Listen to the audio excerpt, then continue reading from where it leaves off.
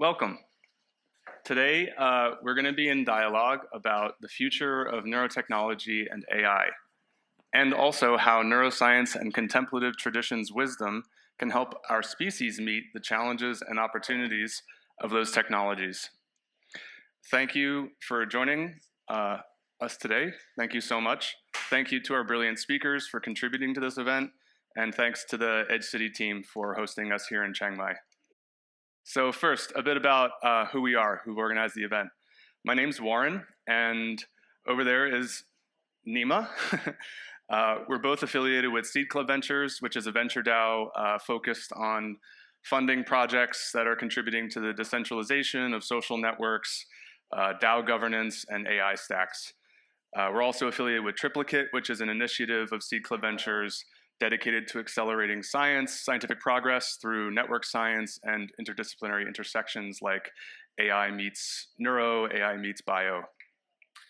Before transitioning into venture work, my first career chapter was in developmental cognitive neuroscience, and then I moved into doing data science work in private industry, and now I find myself with Seed Club Ventures. Nima's path followed a similar trajectory. He studied cognitive science and then founded a robotics company before he moved into crypto and now venture. We also share a history of engaging passionately with the philosophy and practices of contemplative traditions from Burma, Kashmir, and Tibet. So we've intentionally, for this reason, we've intentionally woven in some pretty nice mindfulness content into this programming. So, why AI x neuro? Well, first, computational neuroscience and AI have for a long time shared a symbiotic history, each one propelling the capabilities of the other. Neuroscience has inspired AI architectures and learning algorithms, and it's helped validate AI techniques. Models for working memory, visual processing, and decision-making are also being developed with the help of computational neuroscience.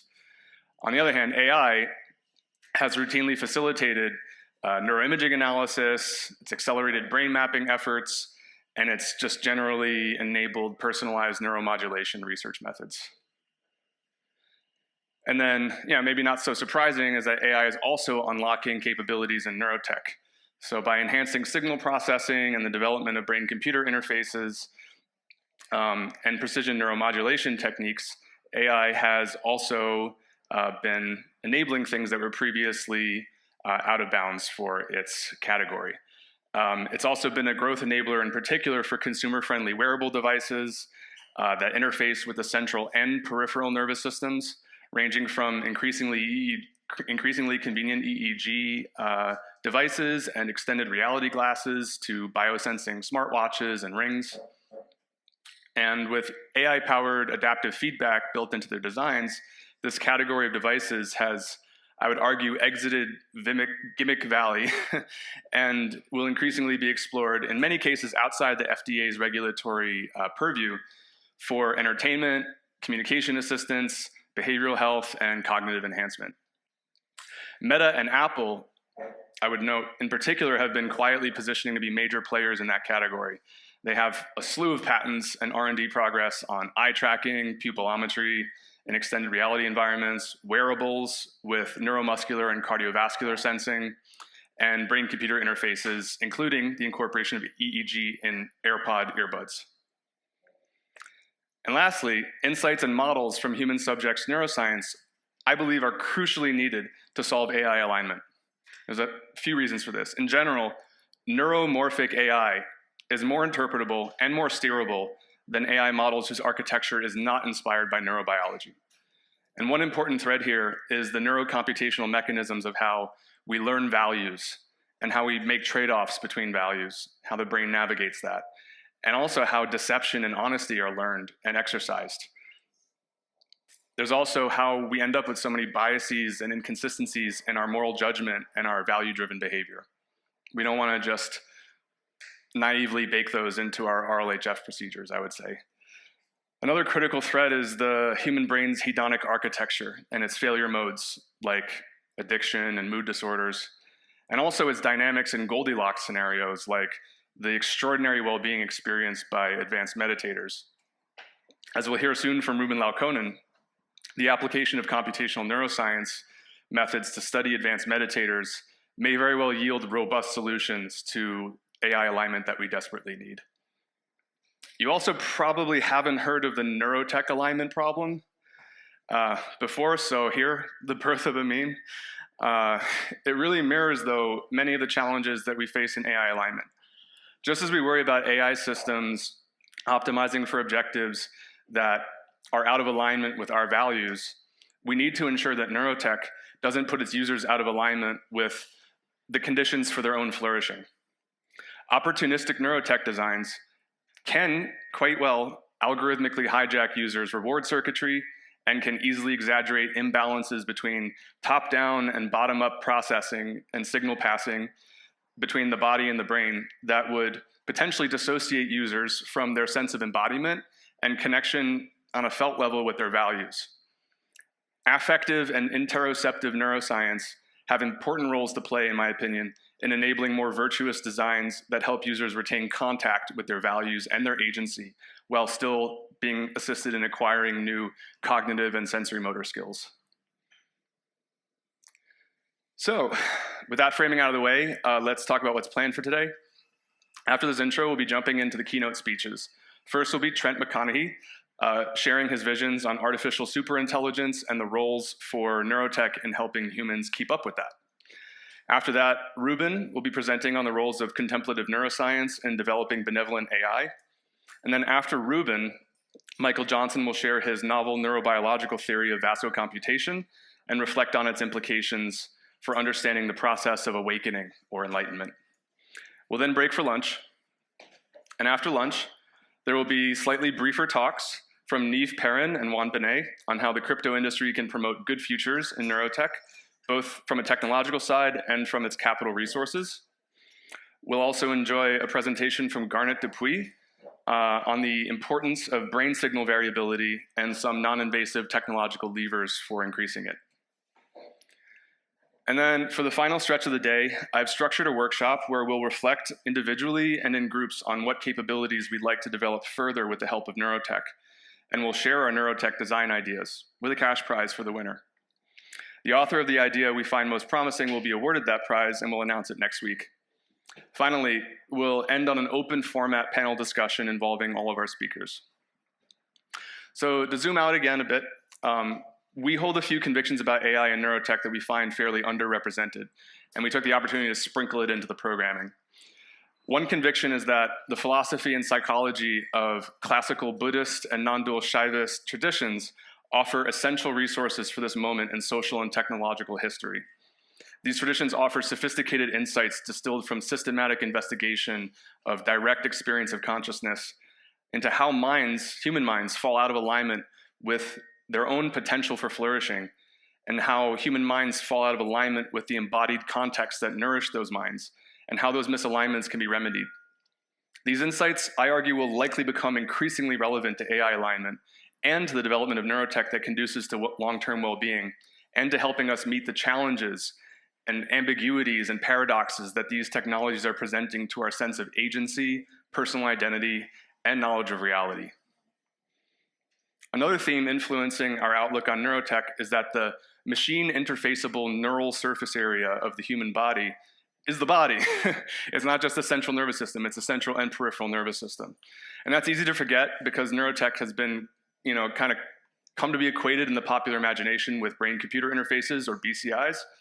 And that's understandable. We'll get into some reasons for that later in the workshop. But this contributes to the risk of neglecting the vast potential in sensing and modulating the peripheral nervous system as well. The brain and its peripheries' bidirectional communication is absolutely essential for things that we value, like the construction of emotion, the enablement of social behavior, and many other capabilities that the humanities have prized about our species. We believe that neurotech will become way more effective at serving human needs and values, especially in its applications for healthy populations, when its dominant discourse in VC and pop culture comes to embrace this broader anatomical design space. So we'll be exploring that a bit more closely in the workshop this afternoon. We also believe, finally, that as neurotech and personalized AI applications get increasingly better at predicting our thoughts, feelings, intentions, and behaviors, privacy-preserving tech will finally find sticky demand in these products. While consumers overall have historically traded privacy for convenience, the stakes are truly on another level here. Clinical psychology researchers have been successfully leveraging neurotech to predict patients' moments of greatest vulnerability in real time before they relapse, and then delivering just-in-time interventions through software. Now, the ethical flip side of this is very available for less benevolent actors, right? And it's also worth mentioning that Google has held a patent since 2001 on a pay-per-gaze eye tracking system that would optimize advertising based on your pupil dilation and other involuntary ocular motor movements. And those convey a great deal of information about your unconscious attention and feelings. And as I mentioned before, one of the biggest players in consumer neurotech, Meta, it doesn't have the best track record of respecting user privacy. So whatever the predictable abuses will be, they're likely to shift the demand on privacy in this tech. And when open source hardware and software that has robust privacy preservation built in is able to meet that demand, it's also going to give us cool things like unlocking decentralized science markets for neuro data, and many of those might even be instrumental to AI alignment. So we're a little over time, but I still want to jump into this. I'd like for us to end this opening with a brief guided meditation for a few reasons besides the general benefits of practice. The first reason is that some of the talks today are going to draw on some fairly deep-end concepts from Buddhist philosophy, and these ultimately derive from carefully attending to conscious experience. So if this meditation helps any of us make any contact to something even adjacent to the ground of those insights, it'll be a force multiplier for how much you can take out of those talks. The second is that in several times today, we're going to be dancing in the space of the should, the ethical dimensions of AI and neurotech, and which of our human capabilities we want to further develop. In that space, it's not just about thoughts. We have to meet our feelings, and the source of those feelings is the body. And the last reason is that today happens to be the Mexican and Central American holiday of the Day of the Dead, which not only honors the deceased, but it also celebrates the continuity between life and death. That's rooted in pre-Columbian cultural stances that viewed mourning the deceased as disrespectful, and instead viewed them as continuing members of the community. I find that really beautiful and also relevant to where we are in history now. There's so much transformative change in human identity and ontological certainty ahead, and regardless of how much we've succeeded in hacking longevity, there's always the specter of life-ending accidents. Anyway, in the spirit of this holiday, we can practice meeting with acceptance, something that fluxes with impermanence throughout our lives, the respiratory cycle. So let's all start by closing our eyes, taking a moment to settle into our bodies. And if for any reason you don't feel comfortable meditating, just quietly watch along. Find a position that allows your spine to be comfortably upright, while letting your muscles be relaxed. First, notice the points of contact between your body and whatever is supporting it. Your feet on the floor, your sitting bones on the chair. Notice any tension you may be holding in your shoulders and allow it to soften. Bring your attention to your stomach area, noticing if there's any tightness or tension there, and allow it to soften with each breath.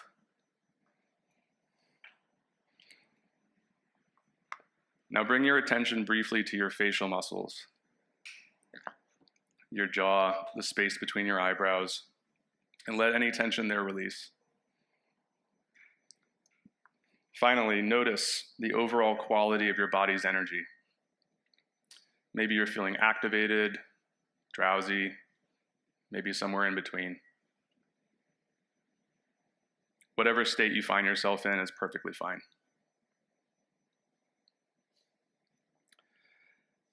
Now, let your attention naturally settle on the rising and falling of your breath.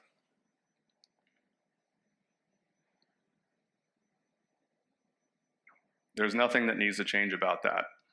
Simply allow yourself to witness how it flows at its own pace and depth.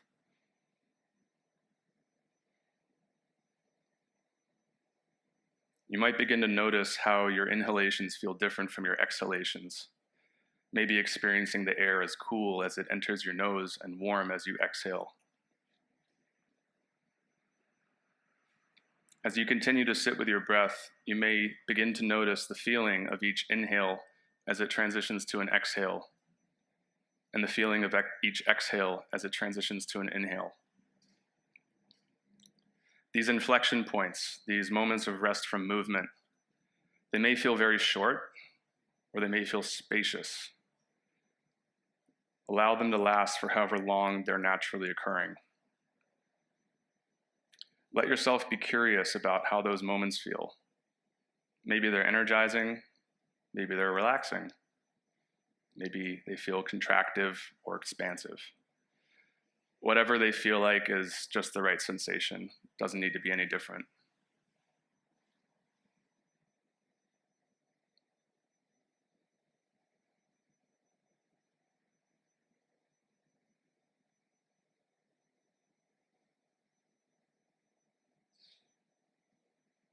And if you notice that your mind has wandered, that's perfectly okay. Just acknowledge that it happened and gently return your attention to the breath. You know, if our minds wander 100 times, that's actually great. We get to return 100 times, and each return strengthens our capacity for presence.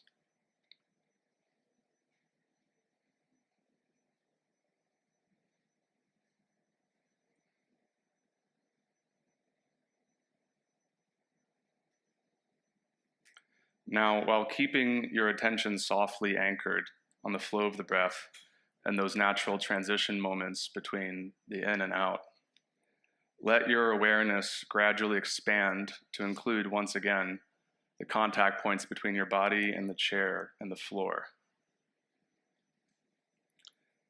the state of your shoulders, your belly,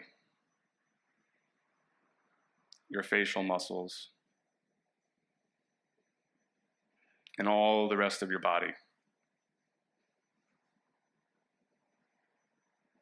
As you maintain this wider field of awareness, you might notice how your breath and these moments of transition between the in and out breath are a part of a larger pattern of subtle movement and stillness throughout your body.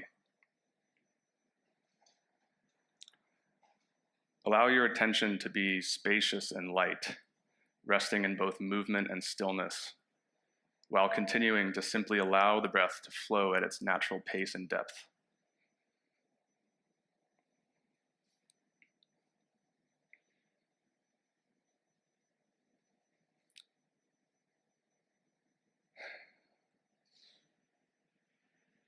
This is a technique that you can choose to draw on throughout the day, whether it's while you're listening or reflecting or speaking.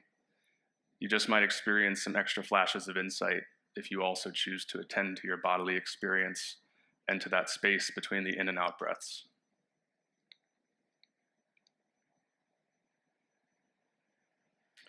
So once you're ready, you can slowly open your eyes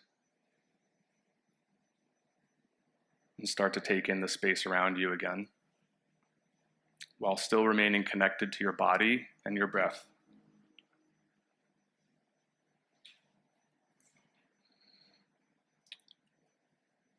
And now for our next keynote speaker, Trent McConaughey.